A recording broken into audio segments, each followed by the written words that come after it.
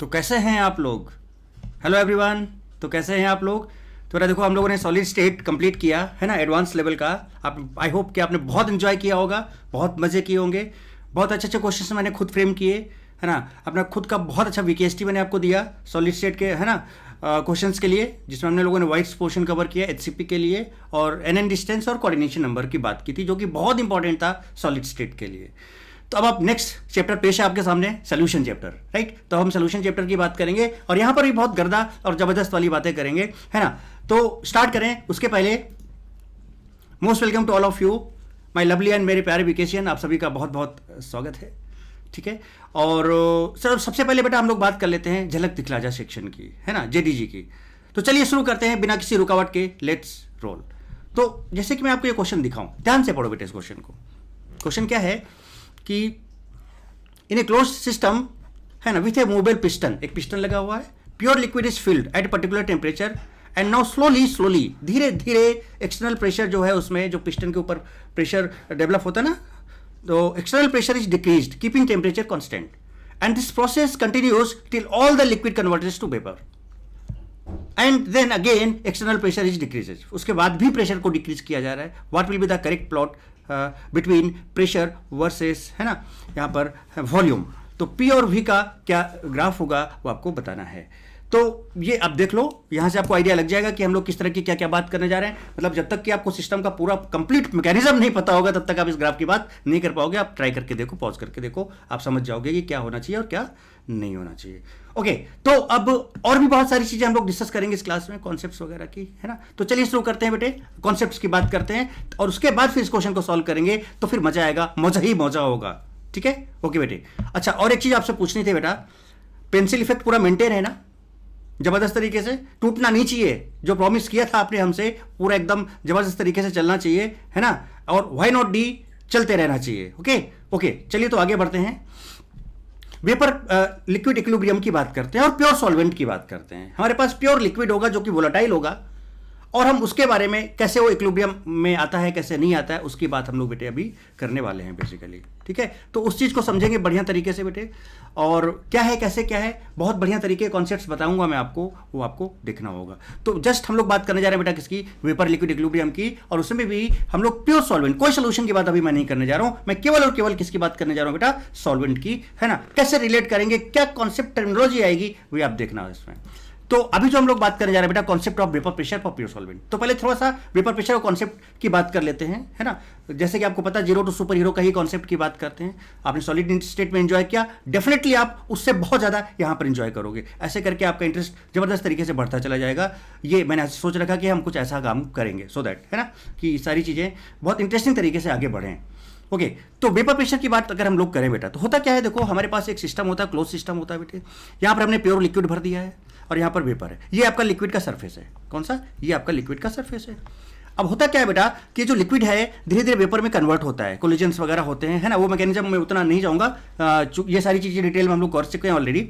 तो liquid vapour में convert होता है और यहाँ पर इक्विलिब्रियम आता है, और जब इक्विलिब्रियम आता है तो बेटा यहाँ पर वेपर होते हैं जो, और ये जो वेपर इस सरफेस पर लिक्विड के प्रेशर लगाते हैं, और यहाँ पर इक्विलिब्रियम के टाइम पर तो वही प्रेशर जो आपका होता है दैट इज वेपर प्रेशर, और ये maximum partial vapour pressure, maximum partial pressure होता है, ठीक है। So pressure exerted by vapour on liquid surface in a close container at equilibrium at particular temperature, ये बहुत इंपॉर्टेंट है बेटे, है ना। तो उसको हम लोग क्या बोलते हैं, वेपर प्रेशर। तो लेट, ये जो सिस्टम है आपके पास जो भी है उसका वेपर प्रेशर बेटा कितना x है। सो फॉर ए पर्टिकुलर लिक्विड, अगर आपने लिक्विड चेंज नहीं किया, जो भी लिक्विड इसके अंदर है, और बेटा अगर आपने उसका टेम्परेचर चेंज नहीं किया है, तो लिक्विड सेम है, और अगर टेम्परेचर सेम है तो बेटा इसका वेपर प्रेशर हमेशा क्या रहेगा, कॉन्स्टेंट रहेगा, हमेशा क्या रहेगा, कॉन्स्टेंट रहेगा। कुछ चीजें वेपर प्रेशर के बारे में है, थोड़ा सा बेटा और समझते हैं पहले। सब कुछ बहुत बढ़िया तरीके से समझाऊंगा, आप देखते जाओ। तो जो फैक्टर्स है वेपर प्रेशर को जो अफेक्ट करते हैं बेटा, एक तो नेचर ऑफ लिक्विड, मान लो आपने लिक्विड चेंज कर दिया तो ऑब्वियसली बात है वेपर प्रेशर चेंज होगा। आपने पानी ले रखा है और दूसरी तरफ आपने दूसरे कंटेनर में आपने ग्लिसरीन ले रखा है, तो ग्लिसरीन तो बहुत विस्कस होता है, उसके बीच में जो इंटरेक्शंस होते हैं बहुत ज़्यादा होते हैं, तो लिक्विड का वेपर में जाने का चांसेस कम होता है, तो उनका वेपर प्रेशर कम मिलेगा आपको। वाटर का वेपर प्रेशर ज़्यादा मिलेगा, but at a particular temperature मिलेगा। तो नेचर ऑफ लिक्विड की, तो लिक्विड जब चेंज करोगे तो बात अलग आएगी। अगर एक ही लिक्विड है, एक ही पार्ट की बात कर रहे हो, देखते हैं अभी।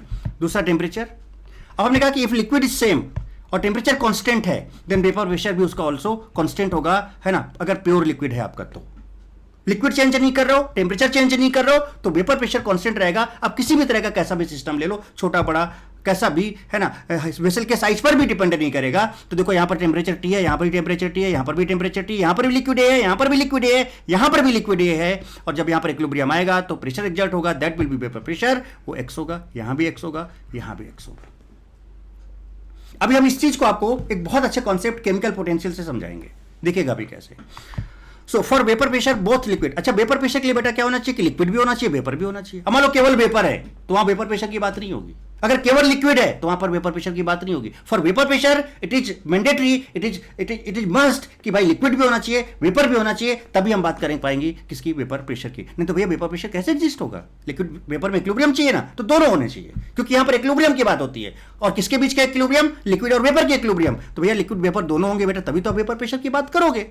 सो vapour pressure both liquid and vapour must be present, है ना। इफ ओनली लिक्विड और only vapour then we can not say about vapour pressure, तब हम वेपर प्रेशर की बात नहीं करेंगे। और जैसे कि आपने देखा कि वेसल के साइज पर भी डिपेंड नहीं करेगा वेपर प्रेशर, चाहे आप छोटा कर लो चाहे बड़ा कर लो, है ना। अब हो सकता है कि बहुत सारे लोगों के माइंड में कंफ्यूजन आए कि सर अगर साइज बढ़ा दिया आपने तो यहां पे जो वेपर्स निकलेंगे, और बहुत सारे लोग मिसकंसेप्शन इसका यूज करते हैं, सर यहां पे तो ज्यादा वेपर बनेंगे, और अगर वेपर ज़्यादा बनेंगे तो सर ऑब्वियस सी बात है कि वेपर प्रेशर ज़्यादा होगा। या मान लो यहाँ पर है तो यहाँ पर तो सर और भी बहुत ज़्यादा वेपर्स क्रिएट होंगे। देखो यहाँ से सरफेस से लिक्विड बाहर जाएगा तो सर बहुत सारे वेपर्स बन जाएंगे। तो सर यहाँ तो वेपर प्रेशर एक्स नहीं होकर कुछ और होना चाहिए, वेसल का साइज काफ़ी बड़ा है सर, और यहाँ पर कम वेपर बनेंगे तो इसका वेपर प्रेशर कम होना चाहिए। तो बहुत सारे मिसकंसेप्शन माइंड में होते हैं। सारा कॉन्सेप्ट आपका एकदम क्लियर वाला बताऊंगा, हर चीज़ का डाउट क्लियर करूंगा, ये सारे मिसकंसेप्शन आपके माइंड से मैं निकाल दूंगा। ठीक है, चलिए थोड़ा सा पानी पीते हैं।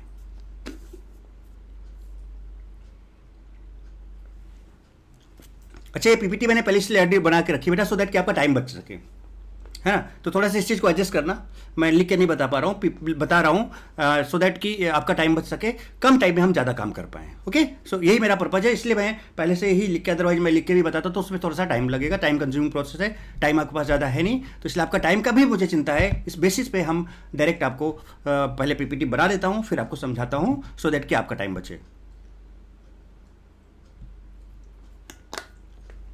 अच्छा यहाँ पर एक हाइट की बात और भी है बेटे, कि अगर इसके अंदर अगर वही लिक्विड है और वही टेम्परेचर है, समझो लिक्विड ए अगर है और टेम्परेचर टी है, तो अगर इसके अंदर एक ड्रॉप भी होगा ना, तब भी बेटा उसका vapour pressure of single drop, तब भी उसका एक्स होगा। या फिर पूरा का पूरा लिक्विड कन्वर्ट हो जाए, है ना, समझ लो, या एक ड्रॉप लिक्विड का बचे, या फिर क्या हो जाए बेटा, बात समझ लो, कि पहला ड्रॉप, सिर्फ पहला फॉर्म बबल जो बने, सिर्फ पहला, भाई जैसे लिक्विड है वेपराइज होगा तो पहला बबल बनेगा कि नहीं बनेगा, तो बबल वेपर होता है कि नहीं होता बेटा, और यहां पर ढेर सारा लिक्विड होगा और एक बबल होगा, तो बेटा यहां पर भी जो वेपर प्रेशर डेवलप होगा वो भी एक्स होगा, अगर लिक्विड सेम है और टेम्परेचर सेम है। तो हाइट की बात लग रही ना, सब प्रूव करके दिखाऊंगा, तो चलिए अब थोड़ा सा आगे बात करते हैं, नेक्स्ट कॉन्सेप्ट की बात करते हैं। तो मैं वही कह रहा था कि if one drop of liquid and rest is vapour, अगर पास केवल एक ड्रॉप लिक्विड का है, वही लिक्विड कौन सा, प्योर लिक्विड ए जिसकी आप बात कर रहे थे अभी तक, और अगर वही टेम्परेचर है, तो बेटा यहां पर भी जो वेपर प्रेशर डेवलप होगा दैट विल बी एक्स। मान लो पूरा का पूरा लिक्विड भरा हुआ है, पूरा का पूरा लिक्विड भरा हुआ है, और यहां पर सिर्फ और सिर्फ एक बबल बना, देखो ये एक बबल, सिर्फ और सिर्फ बेटे एक बबल बना, सिर्फ और सिर्फ एक बबल, ये सिर्फ और सिर्फ एक बबल बना। तो ये जो एक बबल बना, ये जो बबल वेपर बना ना बेटे, ये जो बबल वेपर बना, इसकी वजह से भी जो भी वेपर प्रेशर डेवलप होगा इक्विलिब्रियम पर, वो भी एक्स होगा, अगर लिक्विड वही है और टेम्परेचर वही है। बात समझ रहे हो? तो कहने का मतलब कि वो वेसल के साइज पर डिपेंड नहीं करता है, समझ रहे हो? और अगर लिक्विड वही है, टेम्परेचर वही है, तो वेपर प्रेशर चाहे एक ड्रॉप लिक्विड हो वेपर के साथ वही रहेगा, या एक बबल हो पूरा लिक्विड भरा हो, तब भी वेपर प्रेशर एक्स होगा, राइट? अच्छा ये सब बोल रहे हैं सर, आप बोलोगे सर आप सब ये सब बोल रहे हो सर, कैसे हम मान लें आपकी बात, है ना? अभी बनवाते हैं, सब कुछ बनवाते हैं, जरा देखो। तो यहाँ पर मैंने वही समझाया है, क्या समझाया देखो, कि vapour pressure does not depends on the size of vessel also. तो आपको ये नहीं सोचना है, क्या नहीं सोचना है कि भैया बड़ा है तो बहुत सारे यहाँ पर, है ना, लिक्विड्स के मॉलिक्यूल्स वेपर में जाएंगे, है ना, खूब ढेर सारा वेपर बनेगा, तो साहब यहाँ पर क्या होगा जनाब, कि वेपर प्रेशर ज़्यादा होगा, इतना बड़ा वेसल है, यहाँ पर n moles of pure solvent है, यहाँ पर भी n moles of pure solvent है, यहाँ पर भी n moles of pure solvent है सपोज, या मोल चेंज कर लो आप, n1 n2 n3 कर लो, अमाउंट भी चेंज कर सकते हो आप, है ना। चलो चेंज करके दिखा देता हूं आपको। चलो यहां पर आप बोल दो n1, यहां पर बोल दो आप n2, यहां पर बोल दो आप n3, ये लीजिए, अमाउंट भी चेंज कर लिया आपने। बट क्या है कि लिक्विड वही है। अगर यहां पर A है बेटे तो यहां पर भी A है लिक्विड, प्योर लिक्विड, और यहां पर भी A है, और अगर यहाँ पर टेम्परेचर बेटा T है तो यहाँ पर भी टेम्परेचर T है, यहाँ पर भी टेम्परेचर T है, तो इसका जो वेपर प्रेशर होगा वो भी x होगा, यहाँ पर भी जो वेपर प्रेशर डेवलप होगा बेटा वो भी x होगा, यहाँ पर भी जो वेपर प्रेशर डेवलप होगा वो भी x होगा, है ना। ये सब चीज़ें मैं आपको प्रूव करके दिखाऊंगा। तो पहले ये बात समझे कि नहीं समझे बेटा कि कैसे क्या क्या कहानी है। चलिए अब ये टाइम आ गया कि सारी चीज़ें जो मैंने आपको बताई है ना, पहले हम इनको प्रूव करें, फिर वो जो क्वेश्चन दिखाया था उसके बेसिस पे आगे बढ़ें और उन चीज़ों को आपको समझाएं, और फिर समझे चीजों को कैसे कैसे क्या क्या हो सकता है। So next part is vapour pressure of pure solvent explain by chemical potential.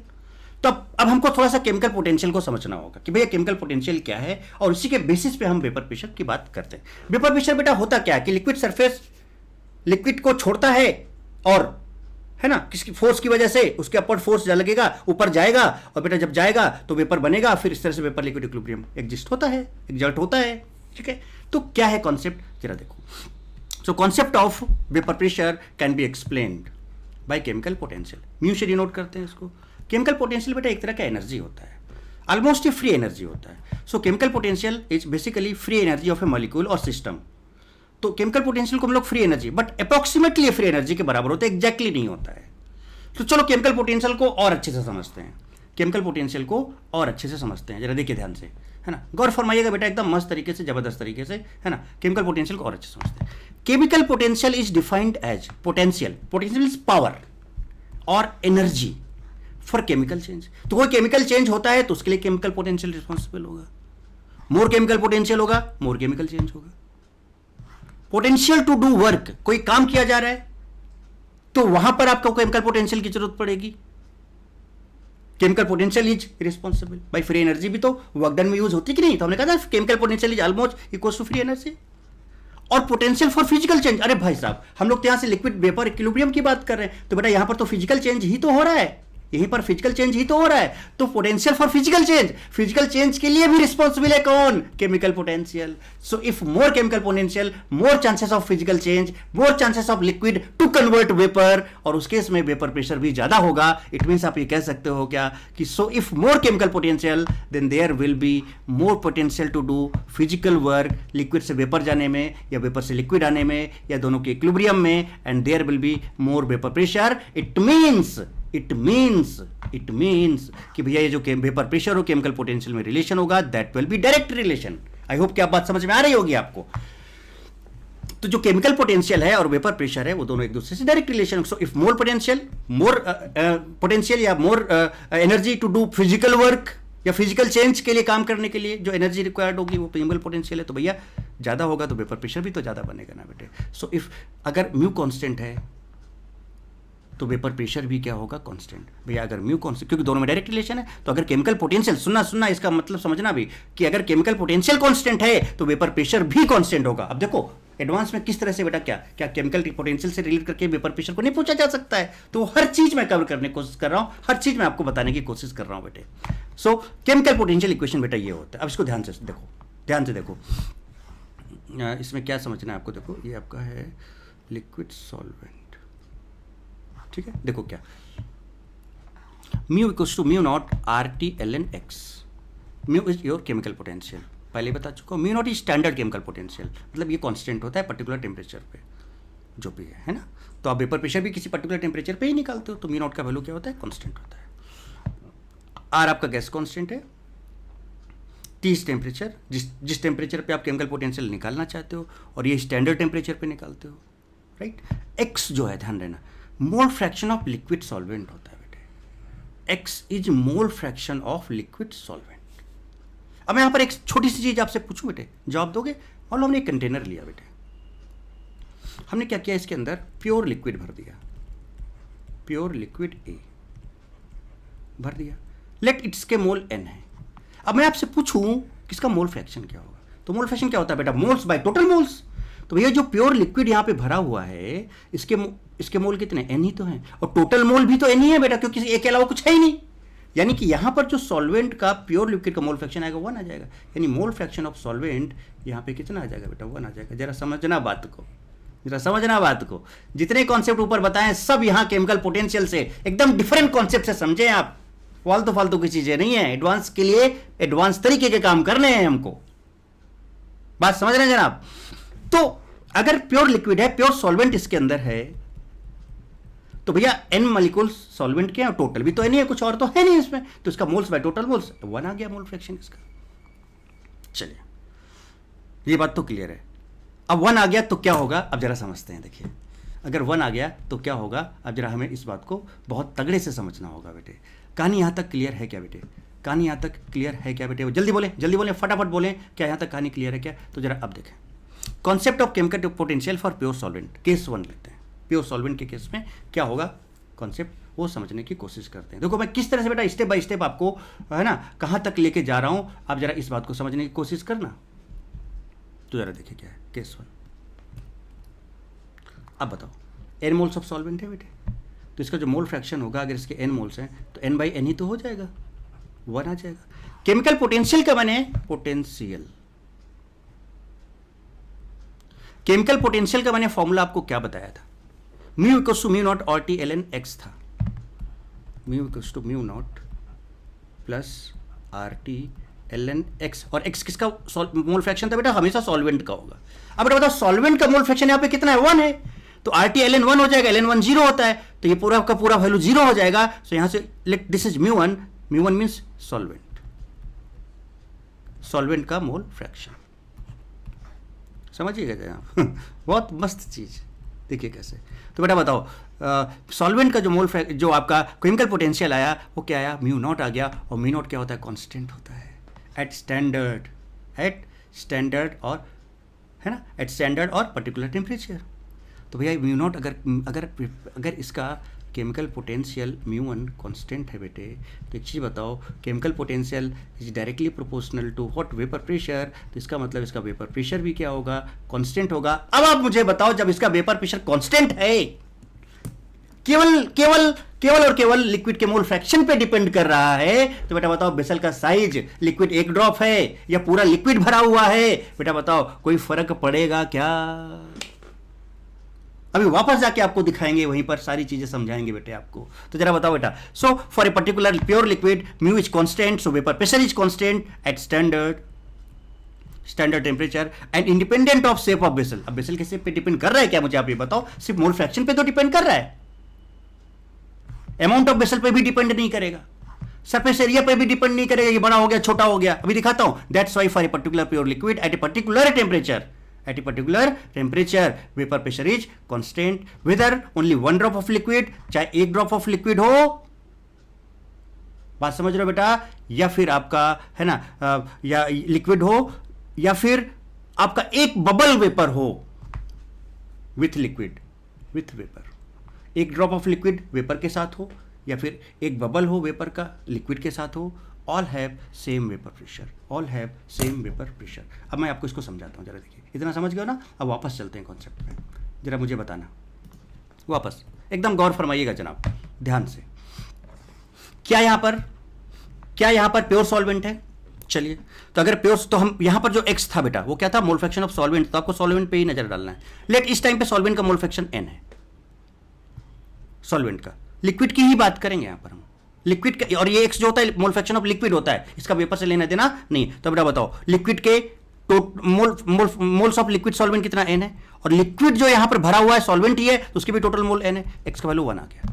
अब x का वैल्यू 1 आ गया तो बेटा म्यू इक्वल्स टू यहां पर म्यू नॉट नहीं हो जाएगा, कांस्टेंट हो गया, तो वेपर प्रेशर का x है, समझना जरा सा, वेपर प्रेशर इसका x है। अब आगे दिखाते हैं आपको, मान लो आपने वेसल का साइज चेंज किया, तो बेटा अब जितना भी लिक्विड होगा, मान लो यहां पर इसके N1 मोल है, यहाँ पर N2 मोल है, यहाँ पर N3 मोल है सॉल्वेंट के, जरा समझना। तो बेटा बताओ फिर भी यहाँ पर जो मोल फ्रैक्शन ऑफ सॉल्वेंट आएगा कितना आएगा, N1 बाई N1 ही तो आएगा, दैट विल बी 1।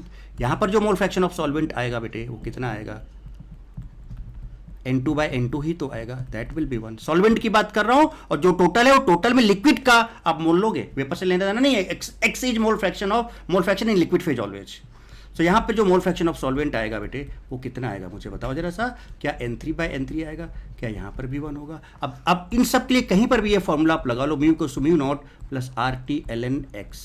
तो बेटा इसमें भी x का 1 है, तो यानी ये वैल्यू इस, तो इन सब के लिए बेटा RT ln x का वैल्यू 0 हो जाएगा और μ=μ0 हो जाएगा। चूंकि आप टेम्परेचर चेंज कर नहीं रहे हो, लिक्विड चेंज नहीं कर रहे हो बेटा, तो इसके लिए भी जो केमिकल पोटेंशियल होगा μ0 होगा, इसके लिए भी μ0 होगा, इसके लिए भी μ0 होगा, इसलिए इसका वेपर प्रेशर भी x होगा, इसका वेपर प्रेशर भी x होगा, इसका वेपर प्रेशर भी x होगा। आई होप कि आप बात समझ गए हो। और बेटा आनंद आया कि नहीं आया यूजिंग द कॉन्सेप्ट ऑफ। अब इसमें आ जाओ, मान लो आपके पास एक ड्रॉप ऑफ लिक्विड और इधर वेपर है, तो भैया जो ड्रॉप ऑफ लिक्विड कुछ तो मोल होगा, लेकिन तो सा मोल है n है। तो बताओ बेटा मोल फ्रैक्शन, ये लिक्विड है सॉल्वेंट है, तो यहाँ पर जो मोल फ्रैक्शन ऑफ सॉल्वेंट इसका निकालोगे वो क्या आएगा जरा बताओ मुझे।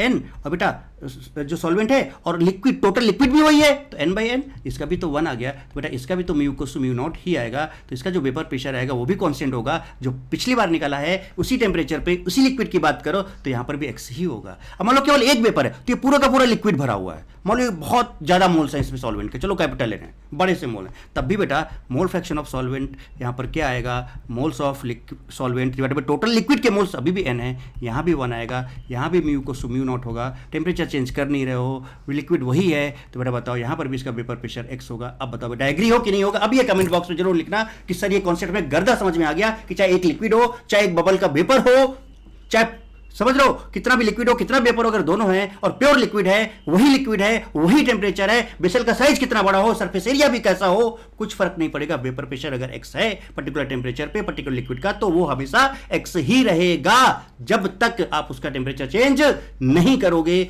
या लिक्विड चेंज नहीं करोगे। बोलो बेटा, तो सिमिलरली यही कहानी यहाँ पर भी आ जाएगी कि नहीं आ जाएगी? इसका सीधे मैं लिख दूँ बेटा, यहाँ पर भी आप जब आप इसका मोल फ्रैक्शन निकालोगे सॉल्वेंट का तो क्या आ जाएगा, N1/N1 1 आ जाएगा। यहाँ पर भी जो मोल फ्रैक्शन ऑफ सॉल्वेंट आप निकालोगे दैट विल बी N2/N2, वो भी 1 आ जाएगा। यहाँ पर भी जो आप मोल फ्रैक्शन ऑफ सॉल्वेंट निकालेंगे वो होगा N3/N3 दैट विल बी 1। तो बेटा यहाँ पर भी μ0 होगा, यहाँ पर भी μ0 होगा, यहाँ पर भी μ0 होगा, तो बेटा यहाँ पर भी वेपर प्रेशर x होगा क्योंकि लिक्विड वही है, टेम्परेचर सेम है तीनों का, यहाँ पर भी वेपर प्रेशर x होगा, यहाँ पर भी वेपर प्रेशर x होगा। और क्या लोगे बेटा, बच्चे की जान लोगे क्या? So this is the concept of chemical potential in vapour pressure, concept of chemical potential in vapour pressure. तो वेपर प्रेशर को बेटा हम लोग ऐसे समझते हैं। अब बहुत लोग पता है कैसे समझाते हैं, अब बहुत लोग मतलब बहुत ही लोग, जो मैं आपको बता रहा था, बहुत सारी कहानी है ना, बड़ा कन्फ्यूजन, कितने सारे लिक्विड, खैर छोड़ो, बहुत लोगों की बात नहीं, अपनी बात करते हैं, छोड़ो नहीं बात करते हैं, अपनी ही बात करते हैं। चलिए, तो यहाँ तक कहानी आपको क्लियर हो गई। केस 1 हम लोगों ने कर लिया था, यस केस 1 कंप्लीट कर लिया था, है ना। फिर ये क्या था, explanation why vapour pressure of pure solvent, है ना, does not depends on size of vessel. तो ये मैंने एक्सप्लेन कर दिया भाई कि N1 मोल, N2 मोल, N3 मोल, यहाँ पर भी मोल फ्रैक्शन आपका कितना आ जाएगा बेटा, 1 आ जाएगा।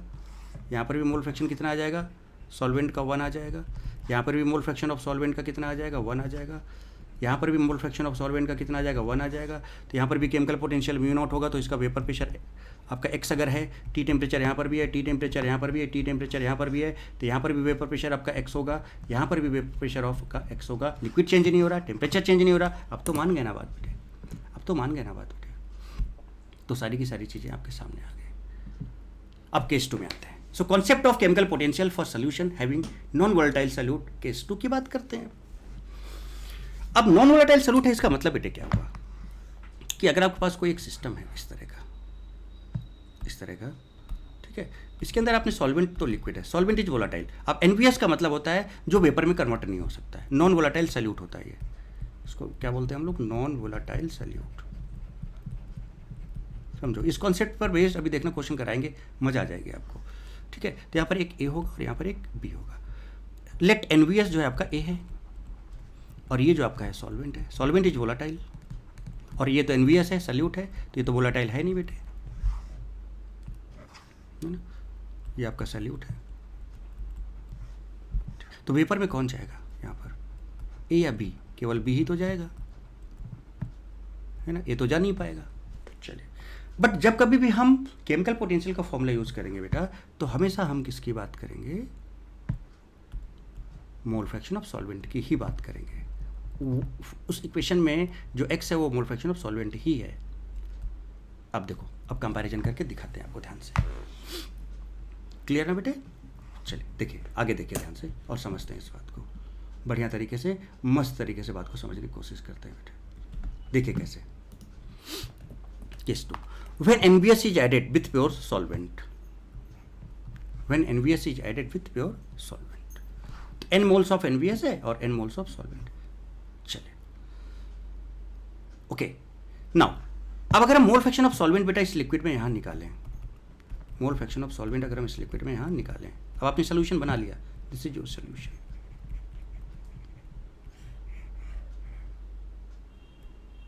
This is your solution. अब बोलोगे सर ये तो हम लोगों ने बहुत अच्छे से कर रखा है पहले से। बेटा कर रखा है, बट किस तरह से हम इसको दोबारा करने की कोशिश कर रहे हैं और फिर किस तरह से हम लिंक करेंगे चीज़ों को आगे क्वेश्चन से अप्लाई करने में, तो कॉन्सेप्ट जब तगड़ा सा होता है तो एडवांस का किसी भी तरह क्वेश्चन हो बेटा फिर दिक्कत नहीं होती। इसलिए ध्यान रखना क्या मैं बोलना चाह रहा हूँ, जरा देखिएगा बेटा। एक चीज़ बताओ, तो जब आप यहाँ पर मोल फ्रैक्शन ऑफ सॉल्वेंट निकालोगे तो क्या वो सॉल्वेंट n है बाय n+n, और ये तो ऑब्वियस सी बात है, ये देखो फॉर्मूला यहाँ पर लिख दिया मैंने। और बेटा ये तो ऑब्वियस सी बात है कि नीचे n+n है तो n+n इस कैपिटल N से बड़ा होगा, तो ये बड़ा है और अगर ये छोटा है तो मोल fraction of solvent less than 1 होगा, यानी यहाँ पर x लेस देन 1 हो गया। और केमिकल पोटेंशियल का फॉर्मूला क्या होता है, μ0 + RT ln x, यानी x लेस देन 1 है बेटा, और अगर ln लॉग के अंदर कोई निगेटिव मतलब 1 से छोटी कोई वैल्यू है तो बेटा उसका जो वैल्यू आता है वो निगेटिव आता है, पता है ना आपको। तो इसका मतलब यहाँ पर इसका कुछ वैल्यू आया, लेट z आया, तो लेट कैसा आएगा, निगेटिव आ जाएगा। तो बताओ बेटा μ2 μ0 - z हो जाएगा। तो जब आपने, तो इसका मतलब क्या हुआ कि भैया μ0 - z कुछ कम हो गया। सो इसका मतलब जैसे आपने सोल्यूशन बनाया, जैसे आपने इसके अंदर NVS डाला, नॉन वोलेटाइल सॉल्यूट, तो बेटा बताओ जैसे आपने इसके अंदर NVS डाला, नॉन वोलेटाइल सॉल्यूट डाला, तो बेटा बताओ क्या हुआ, केमिकल पोटेंशियल डिक्रीज हो गया। और केमिकल पोटेंशियल डिक्रीज होने से जैसे देखो ना, when NVS is added with solvent to form solution, chemical potential decreases. So μ2 is chemical potential of solution. तो बेटा बताओ केमिकल पोटेंशियल इसका आ गया कि नहीं आ गया। तो μ1 किसका था बेटा, फॉर प्योर सॉल्वेंट, μ2 किसका है, फॉर सोल्यूशन। और μ2 क्या हो चुका है, देखो μ0 - z हो चुका है बेटा, ये μ0 है। तो बेटा बताओ μ2 कम हो गया कि नहीं कम हो गया, μ1 ज़्यादा हो गया कि नहीं ज़्यादा हो गया। सो μ1 विल बी ग्रेटर देन μ2। μ1 किसका है, प्योर सॉल्वेंट का है, μ2 किसका है, सोल्यूशन का है। It means vapour pressure of pure solvent will be greater than vapour pressure of solution. कहानी समझे क्या, अरे कहानी समझे क्या बेटे, कहानी समझे क्या कि किस तरह से हम लोग केमिकल पोटेंशियल का यूज़ करके है ना वेपर प्रेशर को डिफाइन कर सकते हैं। कहानी एकदम हमने चेंज करके आपको सामने रिप्रेजेंट करने की कोशिश की है, सो दैट कि हम जो अप्रोच करें क्वेश्चंस का वो एक डिफरेंट तरीके से अप्रोच करें। आई होप कि यहाँ तक आपने एकदम गर्दा गर्दा मस्त मस्त चीज़ें समझी होंगी, ज़बरदस्त तरीके से, है ना, कुछ इस तरह से समझा होगा। ठीक है, तो यहाँ पर एक्चुअली में हो क्या रहा है बेटा कि अच्छा एक चीज़ बताओ बेटा, अगर आप यहाँ पे थोड़ा एक चीज़ आप और समझ लो, यहाँ पे मान लो बेटा अगर आप यहाँ पर सल्यूट और बढ़ाते जाओ, n का वैल्यू आप और बढ़ाते जाओ, तो बेटा अगर आप n का वैल्यू इंक्रीज करोगे तो ऑब्वियस सी बात है n+n और इंक्रीज हो जाएगा। बेटा यहाँ पर x सॉल्वेंट क्या है, समझना, n/n+n, तो ये n इंक्रीज करो तो ये तो वैल्यू बढ़ ही रहा है, समझ रहे हो बेटा। आपने यहाँ पर क्या किया, हम यहाँ पर सैल्यूट की बात कर रहे हैं, तो यहाँ कैपिटल N है, कैपिटल N है, ठीक है। n बढ़ाया तो इन दोनों का सम भी बढ़ जाएगा, इसका मतलब n+n बढ़ेगा बेटे। यानी जैसे जैसे आप और NVS सैल्यूट डालते जाओगे बेटा, n+n का वैल्यू बढ़ता जाएगा और x सॉल्वेंट कम होता जाएगा। और अगर x सॉल्वेंट कम होता चला गया, यानी मोल फ्रैक्शन का वैल्यू, x का वैल्यू और भी लेस देन 1 होता जाएगा, यानी ये वैल्यू और भी निगेटिव होती जाएगी। और निगेटिव में वैल्यू ज़्यादा होती जाएगी तो यानी कि μ2 आपका और भी कम होता चला जाएगा, डिक्रीज होता चला जाएगा। तो जैसे और n डालोगे तो ये वैल्यू और बढ़ेगा, मोल फ्रैक्शन x का वैल्यू और कम होगा, ये निगेटिव वैल्यू और यहाँ पर ये डिक्रीज होता जाएगा μ2। तो इसका मतलब जैसे जैसे आप यहाँ पर NVS डालते जाते हो बेटे अमाउंट, वैसे वैसे इस सोल्यूशन का वेपर प्रेशर, केमिकल पोटेंशियल क्या होता जाएगा, डिक्रीज हो जाएगा। और केमिकल पोटेंशियल अगर डिक्रीज होता जाएगा तो ऑब्वियसली वेपर प्रेशर डिक्रीज होता जाएगा, ऑब्वियसली वेपर प्रेशर डिक्रीज होता जाएगा। अब सुनो, थोड़ा एक दूसरी कहानी आपको समझाते हैं। मान लो हम आपको, चलो एक पेज लेते हैं, थोड़ा सा इसमें थोड़ा सा मजा करके दिखाते हैं आपको एक चीज़। जस्ट मिनट, देखिए, तो कहानी तो आप समझ गए हो, अब जरा हमको एक चीज़ समझाना चाहते हैं, जरा देखना, देखिएगा।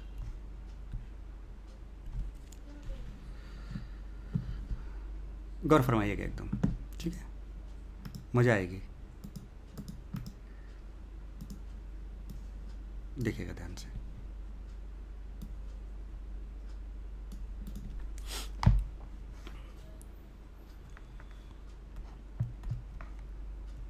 ये लिया और ये लिया, ठीक। या सेम ऐसे ही लेते हैं, रुको थोड़ा सा इंतज़ार करो, ऐसा ही सेम ले लेते हैं, वेट करो।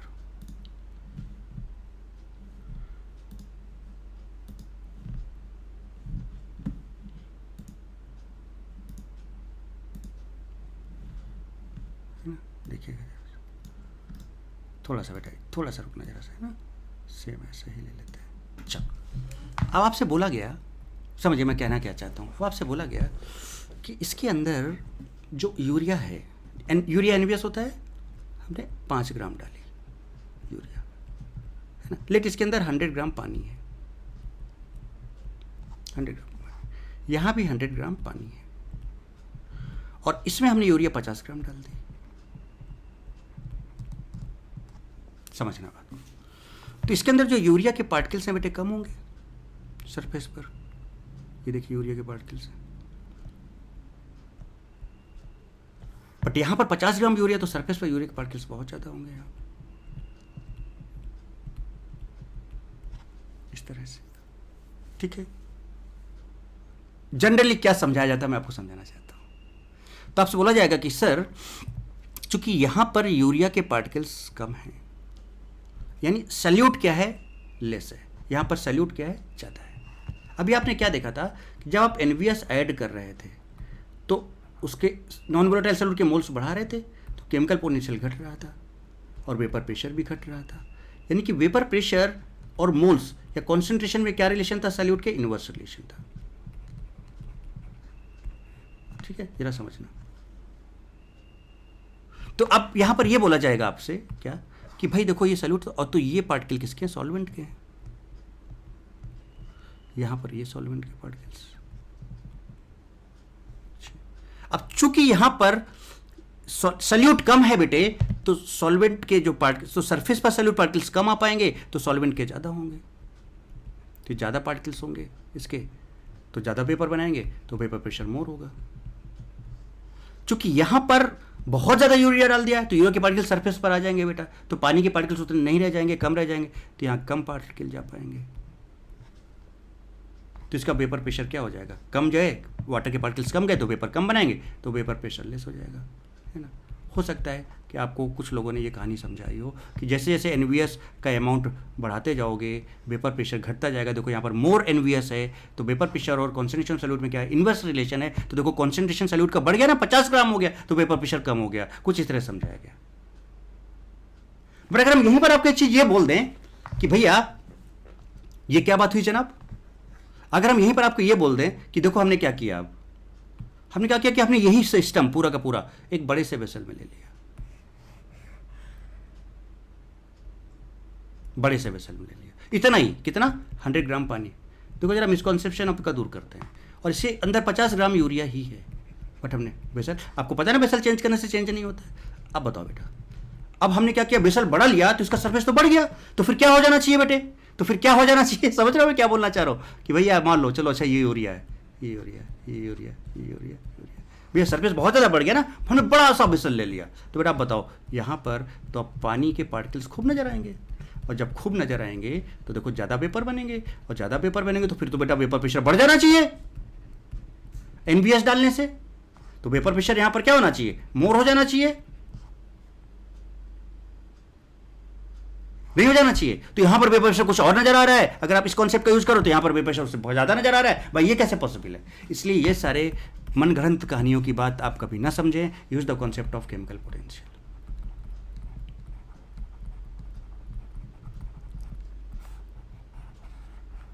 Use the concept of chemical potential. कहानी समझ में आ गई, तो मैं क्या समझाना चाह रहा हूं बेटे आपको, use the concept of chemical potential, right. कहानी क्लियर है ना बेटे।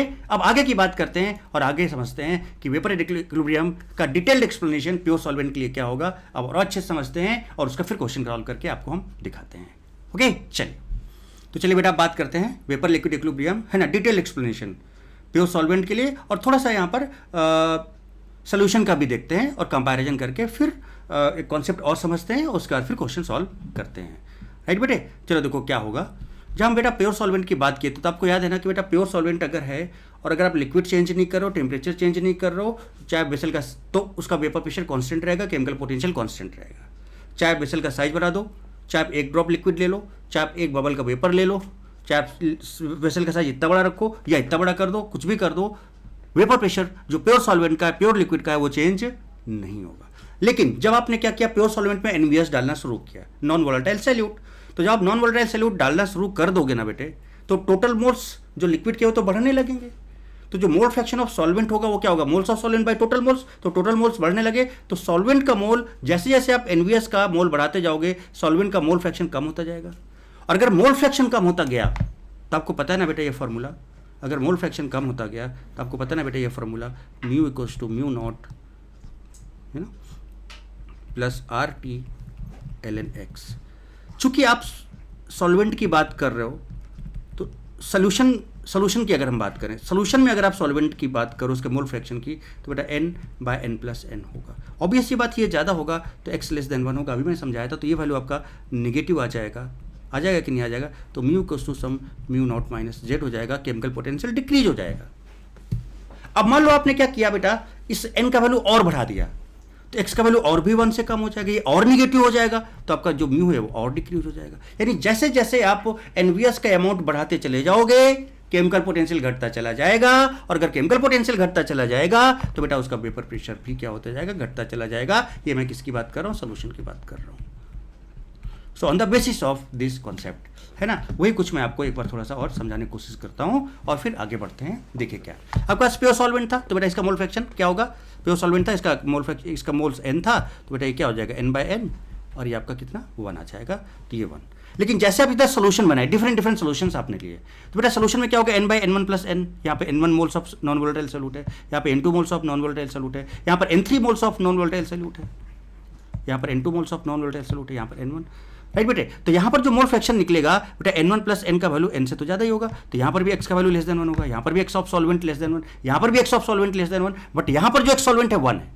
यानी इन सब का जो केमिकल पोटेंशियल है वो इस सॉल्वेंट के केमिकल पोटेंशियल से कम हो चुका है। तो ऑब्वियस सी बात है कि जो यहाँ पर म्यू सॉल्वेंट है बेटे, म्यू सॉल्वेंट है वो म्यू सोल्यूशन से ज़्यादा होगा, और इसका मतलब वेपर प्रेशर ऑफ सॉल्वेंट भी, है ना, सोल्यूशन के वेपर प्रेशर से क्या होगा, ज़्यादा होगा। यानी सोल्यूशन का वेपर प्रेशर क्या होता चला जाएगा, घटता चला जाएगा। ओके नाउ, अब आपने क्या डिफरेंट सोल्यूशंस ले लिए, तो जब आपने डिफरेंट सोल्यूशन ले लिया तो यहाँ पे n1 मोल सॉल्यूट का, यहाँ n2 है, यहाँ पर n3 है। लेट n1 सबसे कम है और आप धीरे धीरे एनवीएस बढ़ाते चले जा रहे हो। यहाँ और डाला आपने, है ना, यहाँ पे आपने इतना डाला, यहाँ पे और डाल दिया, और यहाँ पर और डाल दिया, तो देखो n3 सबसे ज़्यादा है, let this is 40 mole, n2 उससे कम, लेट दिस इज 20, n1 उससे कम, लेट दिस इज 10, तो ये आपका 10 है, ये आपका बेटा कितना है 20 है, ये आपका कितना है 40 है, और यहाँ पर जो n है वो 100 है, यहाँ पर भी n कितना 100 है, यहाँ पर भी n कितना 100 है। तो अगर आप मोल फ्रैक्शन निकालो यहाँ से तो बेटा ये 100 बाय 110 आएगा। यहाँ पर mole fraction of solvent 100 by 120 आ जाएगा, टोटल देखो 120 यस, और यहाँ पर मोल फ्रैक्शन ऑफ सॉल्वेंट बेटा कितना आ जाएगा, 100 बाय 140 आ जाएगा। तो जैसे जैसे आप एनवीएस का अमाउंट बढ़ाते जा रहे हो बेटा, देखो मोल फ्रैक्शन नो डाउट 1 से कम है, इसके रिस्पेक्ट में कम हुआ क्योंकि यहाँ तो 1 था, अब देखो 100 बाय 110 है, तो 1 से तो कम होगा, यहाँ भी कम है, यहाँ भी कम है, यहाँ भी कम है। बट जैसे जैसे आप एनवीएस के अमाउंट बढ़ाते जा रहे हो बेटा, तो बताओ बेटा ये डिनोमिनेटर बढ़ता जा रहा है, तो ये वैल्यू और कम हो जाएगा सॉल्वेंट का, ये वैल्यू और कम हो जाएगा, और जब आप उसको केमिकल पोटेंशियल की इक्वेशन में डालोगे तो इसका केमिकल पोटेंशियल कम होगा, इसका और कम हो जाएगा क्योंकि मोल फ्रैक्शन ऑफ सॉल्वेंट कम हुआ, और इसका बेटा और भी कम हो जाएगा क्योंकि मोल फ्रैक्शन ऑफ सॉल्वेंट सबसे कम यहाँ पर हो गया, और केमिकल पोटेंशियल धीरे धीरे डिक्रीज हो रहा है। सबसे लीस्ट केमिकल पोटेंशियल यहाँ पर है, तो इसका वेपर प्रेशर भी सबसे कम होगा। सो वेपर प्रेशर थर्ड का देखो सबसे कम होगा, और फर्स्ट वाले का वेपर प्रेशर बेटा क्या होगा, सबसे, इस वाले का वेपर प्रेशर सबसे ज़्यादा होगा, इस वाले का वेपर प्रेशर सबसे कम होगा। So this is the explanation on the basis of, वो सरफेस में पार्टिकल आ गए, है ना, सल्यूट के पार्टिकल्स ने सरफेस को कवर कर लिया, ऐसा कर लिया, वैसा कर लिया, उन सब कहानियों में मत जाना, बिल्कुल भी उन सारे मिसकंसेप्शंस में मत जाना। मैंने इस केमिकल पोटेंशियल से बेटा एकदम गर्दा कॉन्सेप्ट आपको दे दिया, अब बेटा इससे ज़्यादा आपको क्या समझाऊँ, तो कहानी समझ में आ गई है बेटे ना। चलिए, तो ये सारी की सारी कहानी जो भी है मैंने यहाँ पर लिख दिया। यानी कि ये कह सकते हो आपको कि डिफरेंट मोल फ्रैक्शन में बेटा इनका जो टोटल प्रेशर पीटी आता जाएगा, सोल्यूशन का इसका जो टोटल प्रेशर आएगा, इसका जो टोटल प्रेशर आएगा, इसका जो टोटल वेपर प्रेशर आएगा, है ना। अगर ये PT1 है, ये PT2 है और ये PT3 है, तो टोटल वेपर प्रेशर क्या होता जा रहा है, घटता जा रहा है। इसका मतलब यहाँ पर जो PT3 होगा टोटल वेपर प्रेशर वो सबसे कम होगा, PT2 उससे ज़्यादा होगा, PT1 यहाँ पर टोटल वेपर प्रेशर जो है वो सबसे क्या होगा, ज़्यादा होगा, क्योंकि यहाँ पर मोल फ्रैक्शन ऑफ सॉल्वेंट सबसे क्या है, देखो यहाँ पर ज़्यादा है, फिर उससे कम, फिर उससे कम। कहानी क्लियर हो गई कि नहीं क्लियर हो गई बेटे? तो इस तरह से हम लोग ये कॉन्सेप्ट लगा के सारी चीज़ों को समझ सकते हैं। तो वही कहानी मैंने यहाँ पर पूरी लिखी हुई है, आप पढ़ लेना, ठीक है। अब जरा चलो आगे बढ़ो और ध्यान से देखो जरा क्या कर रहे हैं। अब बेटा एकदम तगड़े से समझना बात को। अब बात आ गई ग्राफ की और बात सारा कॉन्सेप्ट की आ गई। अब इसको समझो तगड़े से और उसके बाद क्वेश्चन सॉल्व करते हैं और इस सेशन को एंड करते हैं, फिर नेक्स्ट सेशन की बात करेंगे। चलिए पानी पीते हैं।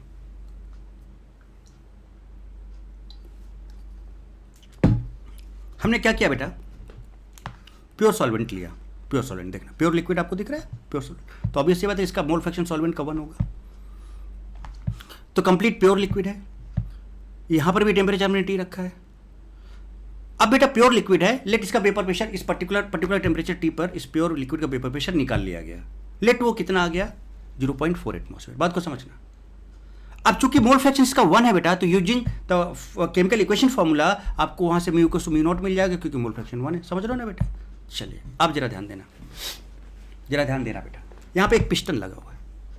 अब जैसे आप पिस्टन को थोड़ा सा रेज करोगे, थोड़ा सा, तो पिस्टन ऊपर जाएगा, तो बेटा क्या होगा कि लिक्विड थोड़ा सा वेपराइज करने की कोशिश करेगा। भाई लिक्विड और वेपर इक्विलिब्रियम की बात हम करने जा रहे हैं। तो बेटा बताओ यहां पर जैसे आप पिस्टन को ऊपर करोगे, बात समझना, जैसे पिस्टन को ऊपर करोगे थोड़ा सा ऊपर जाएगा तो लिक्विड वेपराइज करने की कोशिश करेगा। बेटा यहां पर पहला बबल बन जाएगा, फर्स्ट बबल, और फर्स्ट बबल बन गया इसका मतलब वेपर आ गया। अब यहां पर वेपर भी लिक्विड भी है, तो ये दोनों इक्विलिब्रियम पे आएंगे और इक्विलिब्रियम पर आएंगे, और बेटा यहां पर भी टेम्परेचर T है, वही लिक्विड है यहां पर, और ये पहला बबल बना है, इसलिए इस पर्टिकुलर पॉइंट को हम क्या बोलते हैं, बबल पॉइंट। इस पर्टिकुलर पॉइंट को हम लोग क्या बोलते हैं, तो टेम्परेचर यहां पर भी T है, पहला बबल यहां पर बना है।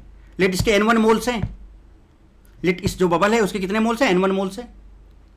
बात को समझना बेटे। लेकिन मेरा क्वेश्चन आपसे ये है कि है तो अभी भी बेटा ये प्योर सॉल्वेंट ना, तो अगर प्योर सॉल्वेंट है तो जो भी लिक्विड यहां पर होगा बेटा उस सॉल्वेंट का मोल फ्रैक्शन तो 1 ही होगा, तो यहां पर भी तो म्यू नॉट ही होगा। अगर केमिकल पोटेंशियल चेंज नहीं हुआ है और आपने टेम्परेचर चेंज नहीं किया है, लिक्विड चेंज नहीं किया है, इसका मतलब बेटा यहां पर भी वेपर प्रेशर चेंज नहीं होगा, यहां पर भी 0.4 एटमॉस्फेयर। आपने क्या किया, पिस्टन को और ऊपर रेज किया, एक्सटर्नल प्रेशर को घटाया, तो जो बाहर से प्रेशर लग रहा है तो उसको घटाओगे तो पिस्टन और ऊपर जाएगा और वेपर्स बनेंगे। अब देखो इतने वेपर्स बन गए यहां पर, तो फिर से लिक्विड वेपर इक्विलिब्रियम आएगा। लेकिन बेटा अभी भी यहां पर प्योर सॉल्वेंट है, आपने कोई सॉल्यूट थोड़ी ऐड किया है, इसका मतलब मोल फ्रैक्शन जो लिक्विड का है वो भी 1 ही होगा अभी भी, और अगर 1 है तो बेटा केमिकल पोटेंशियल म्यू नॉट ही होगा, आप टेम्परेचर चेंज कर नहीं रहे हो। तो here there will be vapour liquid equilibrium, तो यहां पर वेपर लिक्विड इक्विलिब्रियम होगा। एक बबल बनने से, सिर्फ एक बबल वेपर बनने से भी यहां पर वेपर लिक्विड इक्विलिब्रियम आएगा। तो यहां पर भी टेम्परेचर T है, देख लो यहां पर भी टेम्परेचर T था, यहां पर भी टेम्परेचर T है, यहां पर भी टेम्परेचर T है, सेम लिक्विड है। अब बेटा यहां पर बताओ ये जो आया वेपर प्रेशर, यहां पर म्यू को म्यू नॉट आया, इसका मतलब केमिकल पोटेंशियल चेंज नहीं हुआ, और केमिकल पोटेंशियल चेंज नहीं हुआ तो वेपर प्रेशर भी चेंज नहीं होगा, इसका मतलब यहां पर भी वेपर प्रेशर 0.4 एटमॉस्फेयर ही होगा बेटे, राइट। अब चाहो तो आप वेपर के लिए पीवी को NRT लगा सकते हो। तो वेपर प्रेशर कितना, वेपर का प्रेशर कितना है, 0.4 है। लेट ये जो बबल बना इसका वॉल्यूम कुछ आया, वो V1 आया, इसका मोल कितना है, N1 है, टेम्परेचर T है, तो आप 0.4 into V1 equal to N1 RT लगा सकते हो। इस वेपर के लिए, तो गैस के लिए वेपर या गैस के लिए आप पीवी को NRT लगा सकते हो ना, तो इसका N1 मोल है, तो देखो आपने N1 मोल ले लिया। लेट इसका वॉल्यूम V1 है, तो आपने V1 ले लिया। वेपर प्रेशर चेंज हो नहीं रहा, 0.4 ही रहेगा, इस वेपर की वजह से जो प्रेशर आएगा, और T वही है।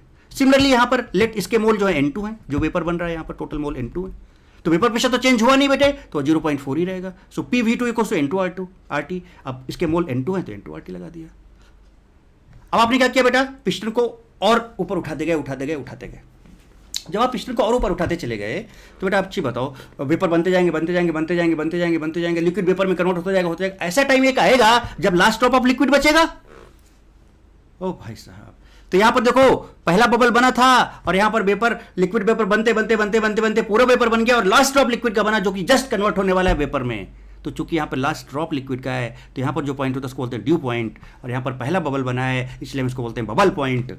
बात समझ रहे हो, प्योर सॉल्वेंट की बात हो रही है। लेकिन लेकिन लेकिन ये छोटा सा जो लिक्विड है बेटे, इसका भी तो मोल फ्रैक्शन अभी भी 1 होगा ना, सॉल्वेंट है, आपने कुछ ऐड नहीं किया है, और अगर मोल फ्रैक्शन ऑफ 1 है तो बेटा इसका भी केमिकल पोटेंशियल म्यू नॉट ही होगा। क्यों? क्योंकि टेम्परेचर T है, तो इसका मतलब इसका वेपर प्रेशर भी कितना होगा?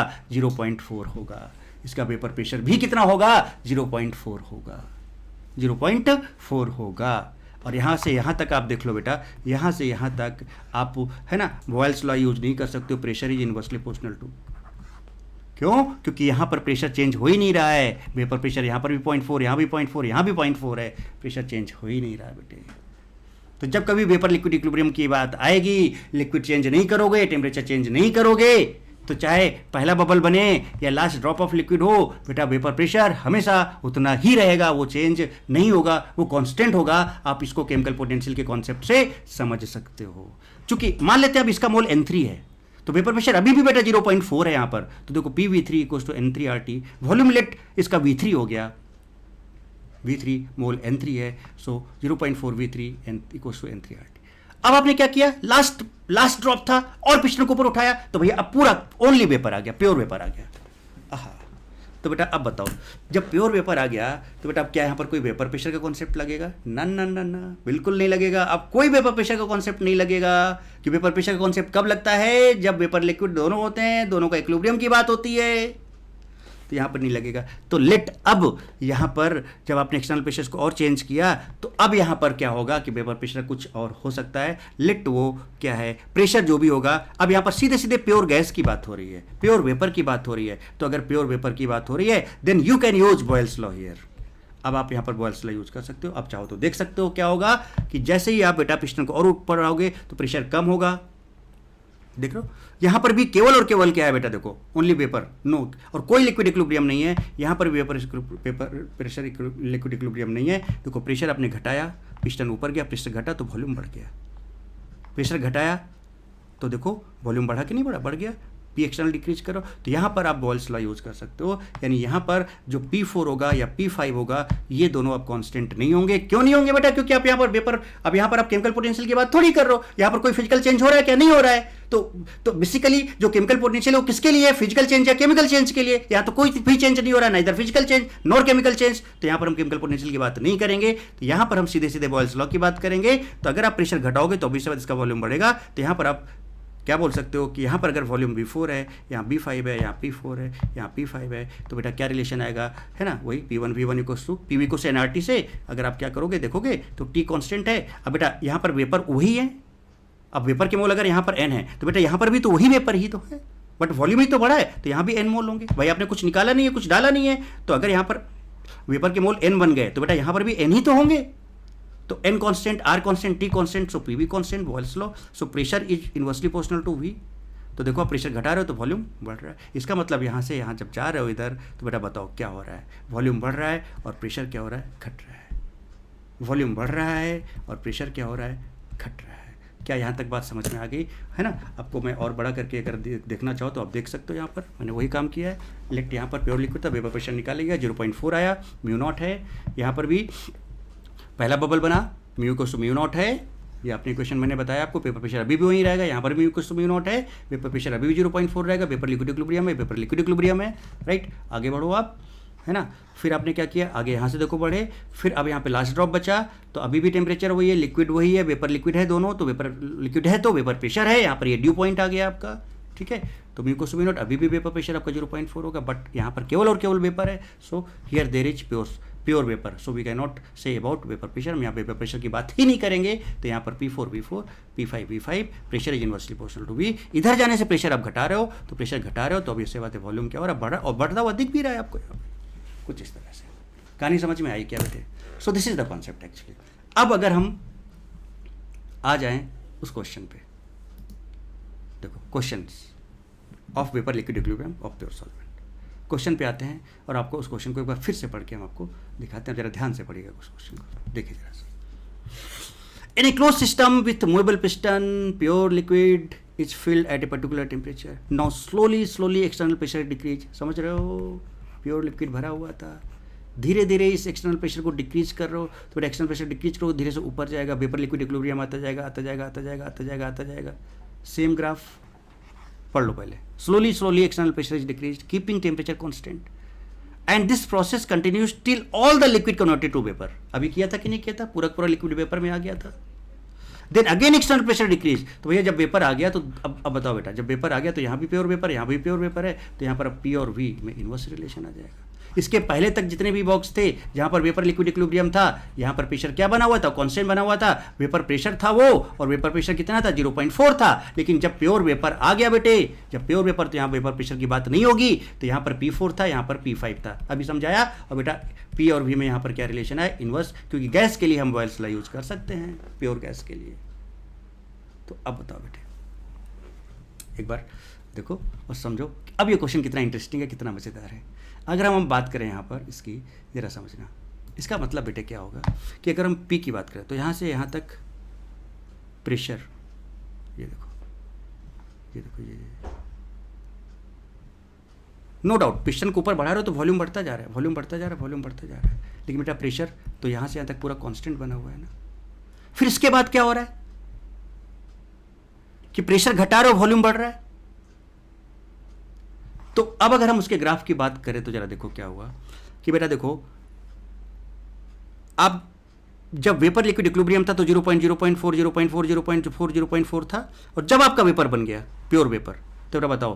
अब अच्छा देखो, जब यहां से यहां तक आप जा रहे तो पिस्टन ऊपर बढ़ रहा था कि नहीं बढ़ रहा था, तो देखो वॉल्यूम बढ़ रहा था कि नहीं बढ़ रहा था, बट प्रेशर क्या था, कांस्टेंट बना हुआ था। ये था आपका एक बबल पॉइंट और एक था आपका ड्यू पॉइंट आया था। सो बबल पॉइंट से ड्यू पॉइंट तक का, बबल पॉइंट का मतलब यहाँ पे पहला बबल बना था, ड्यू पॉइंट का मतलब यहाँ पर last drop of liquid vapour में कन्वर्ट हुआ था। तो बेटा यहाँ से यहाँ तक देखो वॉल्यूम बढ़ा रहा है कि नहीं बढ़ रहा है, दिख रहा है साफ साफ। और बेटा देखो प्रेशर कांस्टेंट बना हुआ कि नहीं बना हुआ है, देख लो।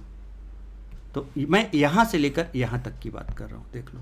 तो देखो वॉल्यूम बढ़ता जा रहा है कि नहीं बढ़ता जा रहा है बेटा, लेकिन प्रेशर सभी में 0.4 कांस्टेंट बना हुआ है। बट जब इन दोनों की बात करोगे तो बेटा यहाँ पर क्या होगा, वॉल्यूम बढ़ रहा है और प्रेशर घट रहा है। देखो ये वॉल्यूम कम है, ये वॉल्यूम बढ़ गया और प्रेशर घट रहा है। तो जरा देखो क्या हो रहा है, इसका मतलब बेटा यहाँ से यहाँ तक बबल पॉइंट से ड्यू पॉइंट तक, बबल पॉइंट से ड्यू पॉइंट तक, ये आपका बबल पॉइंट था, ये आपका ड्यू पॉइंट था। यहाँ से यहाँ तक का आपका जो प्रेशर होगा कांस्टेंट होगा, वॉल्यूम बढ़ेगा, बट यहाँ से क्या होगा कि प्रेशर घटेगा और वॉल्यूम बढ़ेगा। तो अब जरा ग्राफ समझ सकते हो बेटा कि यहाँ से यहाँ तक बबल पॉइंट से ड्यू पॉइंट तक प्रेशर कांस्टेंट है, वॉल्यूम बढ़ रहा है। वॉल्यूम तो कीप ऑन, पिस्टन ऊपर जाता ही जा रहा है, तो वॉल्यूम तो देखो यहाँ से यहाँ तक पूरा बढ़ रहा है। तो पिस्टन धीरे धीरे ऊपर जाता दिया तो वॉल्यूम बढ़ते ही जा रहा है, बट यहाँ पर आपका देखो वॉल्यूम बढ़ने से बेटा प्रेशर क्या हो रहा है, डिक्रीज होता जा रहा है। So after dew point only vapour or gas is present, so Boyle's law can be applied, P is inversely proportional to. तो इसीलिए जो P4 था और जो P5 था बेटे, P4 और P5 में जो लास्ट वाला था बेटा बताओ, उसका P4 और P5 में P5 कम था, है ना। तो देखो प्रेशर कम हुआ और कुछ इस तरह से डिक्रीज होगा। So this will be the correct graph, this will be the correct graph. तो आई होप बेटा कि आपको क्वेश्चन समझ में आ गया होगा। और अगर ये करेक्ट ग्राफ है तो आप जरा देखो कि इसका आंसर क्या होना चाहिए, this will be the answer. So option इसका कौन सा करेक्ट होगा बेटा, आंसर डी इज करेक्ट।